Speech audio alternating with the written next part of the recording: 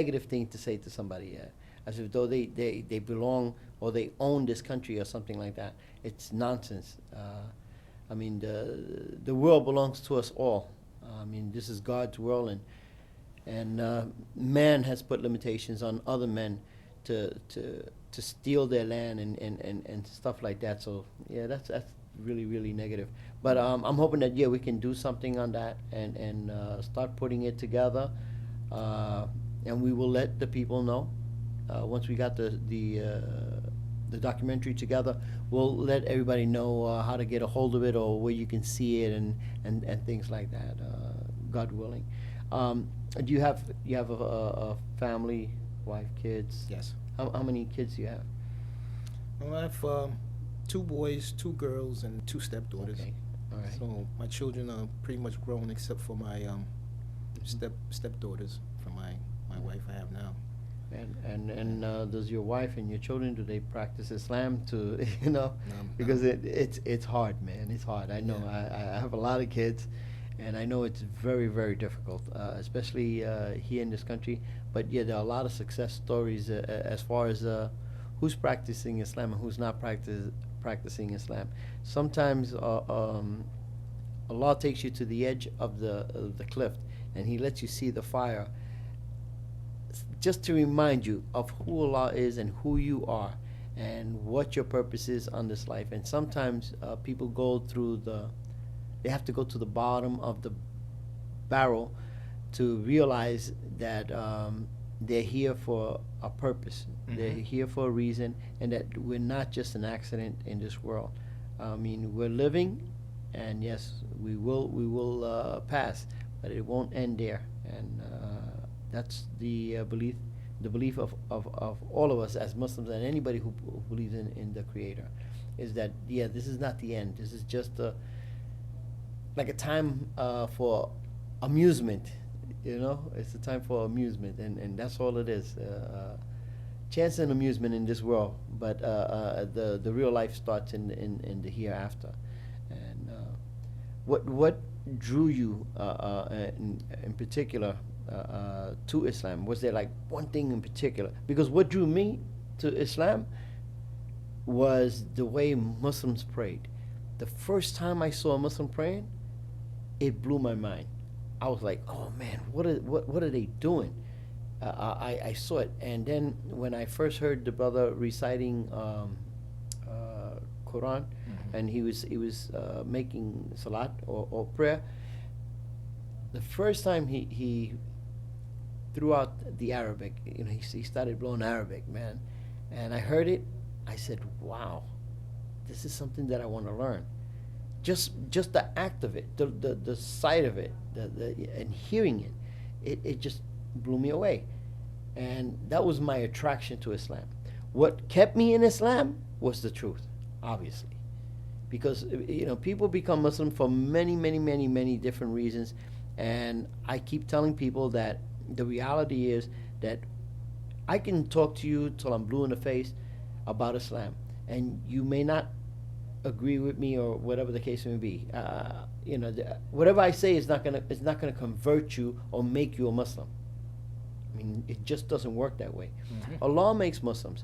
When Allah removes these veils from your eyes and you start seeing what is what, that's what brings you into Islam.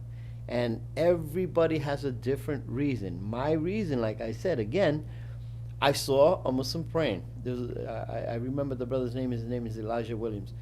Who later became a Muslim, and he took the name Ishmael Abdul Rahim. So, and he also was the brother who gave me Shahada, by the way. But I saw him praying, and I wanted to know what he was doing, and I saw it. It looked so beautiful. I mean, the way he put his hands up, and the way he bowed, and then when he did the prostration, and he came up, and then he was speaking in Arabic. This is a African American brother speaking Arabic, So for me at that time, it was like, well, that's like a miracle. It was like a dancing bear, So it was just something that blew me away. And once I saw that, I said I wanted that. For some reason, I wanted that. And here again, going back to what I was saying, is that when Allah removes the veils from your eyes, I've seen some of the worst people and some of the best people become Muslim. And it wasn't what somebody said to them, it was something that just took place. It was like natural. It was like rain. You know, when the rain comes down, it's a natural thing. And these people have opened up their eyes and embraced Islam. From some of the smartest intellectual people to some of the people who you would say they're like the stupidest people or like the low life among us, you know. And you see, once they become Muslim, that transition, man, that transition. Various reasons why people become Muslim, but why they stay as Muslim, why they keep the deen or keep the faith is because of the truth. And that's basically what it is. This is when Allah really opens up your eyes and you say, wow, I am glad I'm a Muslim. It's easy to be a Muslim. And it's basically, that's what Islam does to you. So it's not brainwashing or if you can't force somebody to become a Muslim. It doesn't work that way. Islam is pure, it's open, it's real, it's rational, it's comfortable. So I don't see why a lot of people would say so many different negative things about Islam. But you know, the more they attack us, and I say the people who are not embracing Islam and people who are enemies to Islam, the more they attack us, the stronger they make us. Absolutely. The stronger they make us. I mean, they come at us with such stupidity. There's people out there right now putting out information on the. You know what I saw? Just to while it's on my mind, I was watching YouTube. Now, most people on YouTube, especially various religious groups, they don't really care about the Spanish-speaking people. They really don't. They have nothing to do with them. However, Islam has become such a powerful force among the Spanish-speaking community that these people are now working on destroying us as Muslims. They're trying to destroy our faith among the Hispanic. So they're giving them like fake hadiths, laws of Muslims. They give them fake Quran. They start making up verses in the Quran, and then they say, well, this is what you're going to find in the Quran, or this is what you're going to find in Hadith, or this is what Muslims do. And it's all fake. And it's so fake that not only they know it, but the people who don't know much about Islam eventually find out about it, and they put that as how you say, as the foundation. You know, like, they're like, whoa, wait a minute. You guys lied to me. You told me that Muslims were like this, but they turn out to be like this. You told me Islam does this, but it doesn't. And so therefore the foundation of Islam starts to get stronger and stronger, and these people eventually just, as you see, a lot of them are becoming Muslim. So the dawah or the propagation among Latinos is very strong right now, thanks to the enemies of Islam. Because the more they attack, the more people embrace Islam. At least attack us on truths, based on something that's true. But when they come up with some silly stuff, I mean, really, really, really silly stuff. So what was your attraction? What was the thing that like attracted you to Islam? Like it drew your attention. The truth. I mean, okay. I'm a type of person. You know, I was raised to be honest and to, you know, speak the truth as much as possible and things of that nature. And before I really got into Islam, I studied all of the different religions, and I said, maybe this is the truth, maybe that's the truth. But I was looking at it, I was like, nah, this don't sound right to me. And God is not a vengeful God like that. I mean, he do throw down his punishment when necessary, but he's not like they say it is. Mm-hmm. And when I read the Islam, the true Islam, I said, this is it. And I remember when I was in my down state asking God to show me the truth, and here he showed me the truth. So I can't run away from the truth. If this is what you want, he heard me, he answered me, now what am I going to do?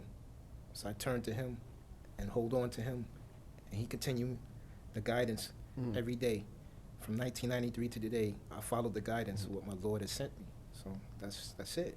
What about your family? Because I mean, if you used to be a Jehovah's Witness and your late grandmother used to be a Jehovah's Witness, I can imagine you coming home saying to your family, "Hey, you know, I'm a Muslim now." I can't see them applauding like, "Yeah, you know, Allah Akbar." I can't see them doing it. So what was It was the difficult. reaction? I can imagine. It was I could difficult. only imagine. It was difficult at first, but they saw that I was real with it. Then they respected me more, Hmm. you know, and they saw I wasn't playing, you know, and they respected me. I tried before my grandmother died to, you know, help her take her shahada, but it wasn't in, you know, what Allah decreed. So, It wasn't in the books. yeah, same with my mother. She died last Ramadan. I had to go out to Arizona and bury her. I'm sorry. But on that note that you were saying about the Spanish community, Mhm. alhamdulillah, I saw in the Mexican community out there in Arizona, a masjid being built. So I said, Allahu Akbar. Yeah, in Jersey, the Mexican community up there, forget it. I mean, they're taking care of business. They actually started a masjid up there. Alhamdulillah. So we had one that was up on 103rd Street. Basically, the majority of the people that were going there were Puerto Rican. But Hispanic, you know, everybody that spoke Spanish went to the masjid. But the majority of them were Puerto Rican. I guess in every community you have a majority of people that run that place, and Right. ethnically the majority. Like you might go to a masjid, the majority of them are African American. You may go to a masjid, the majority are Pakistani, or they may be Arab, or they may be African, or Turkish, or Albanian. But yet, if you go to a masjid, anybody can go into a masjid. The masjid is open to anybody, whether you're Muslim or not. You can actually, if you're interested, in particular, our viewers, if you're interested in learning about Islam, you can go into any masjid, knock on the door, just walk in, knock on the door, let them know that you're interested on getting information about Islam. And I can assure you that they will open up their doors and their hearts and their arms to you. Just go inside, ask them. You know, I want to find out a little bit about this religion. Boom, that's the way it'll work. They'll let you come in. They won't chase you down the block with pamphlets and stuff like a lot of other people do. You know what I'm talking about? Because it's out there, but we don't chase after nobody. Again, I and most Muslims know that only Allah makes Muslims. So it doesn't matter what you say to somebody. You cannot force somebody to become Muslim. In fact, in the Quran, Allah tells us there is no compulsion in religion. I mean, You know, you cannot force somebody. It's not spread by the wave of the sword. It's not spread that way. I mean, the enemies of Islam, that's the stuff that they put out there to make you think that Islam is spread that way, but it's not. It's a total farce. When I became Muslim, by the way, and I know that most Muslims go through this, the moment that you become Muslim and you go home and tell your family that you're Muslim, the majority, 99% of the time, the family, they go against you. Now, you may have been a pimp, you may have been a thug, who knows, a rapist, a murderer, a thief, a wino, whatever it is. The moment you become Muslim, you're absolutely clean. You clean yourself. You know, it's like one of the definitions of a revolutionary is one who's associated with a sudden and complete change of thought, method, and government. So that's what a Muslim does. He changes his way of thinking, the way he acts, his method of doing things with people. He changes, and it is overnight. It's like being born again, as the Christians use the term born again. It's just like being born again. So when you embrace this Islam and you change for better, instead of everybody applauding it, what they do is they attack it. I mean, you know what I'm saying? I mean, I mean, I come from a religious household. I come from a Christian background, and before I was Muslim, I wasn't the best person to be around with. I did all the nonsense that just about everybody in my neighborhood did, or probably worse. And everybody loved me. The moment I became Muslim, it was like, oh no. I'm talking to people about Islam and stuff like that, and yet they, Total opposite. yeah, like they became like my enemies and stuff like that. Or I became their enemy. They weren't my enemies. I became their enemy for some reason or another, and it's just so weird. But anyway, Islam is for everybody, and it is a major experience to go through when once you become Muslim. It does change you, and I've seen a lot of people who have been in prison that have been changed. I've seen gangsters. I've seen prostitutes. I've seen people who are in the lowest depths of their lives embrace Islam. But once you become a Muslim, all your sins, everything that you did, is completely wiped off the slate.